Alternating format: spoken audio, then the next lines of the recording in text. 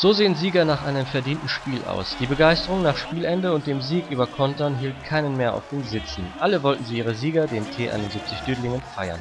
Die mehr als 5000 Zuschauer verwandelten die Kok in einen wahren Hexenkessel. Auch wenn der Düdelinger Trainer Jan Njebo mit der Sektflasche zögerte, besorgten seine Jungs den Rest. Mit großem Selbstbewusstsein ging der T71 in das Spiel. Druck und nochmals Druck von Seiten der Düdelinger sorgte im Spielverlauf für immer mehr Unsicherheit bei Kontern.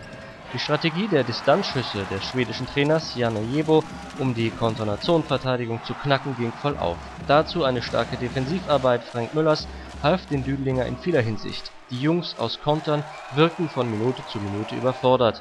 Ihre Verteidigung wies Lücken auf und im Angriff fehlte der Durchzug. Nachdem die beiden Düdelinger Schumacher und Müller wegen 2 Fouls auf die Ersatzbank mussten, drehte sich das Spiel für einen Augenblick. Doch in der zweiten Halbzeit schlugen die Düdelinger mit aller Gewalt wieder zu.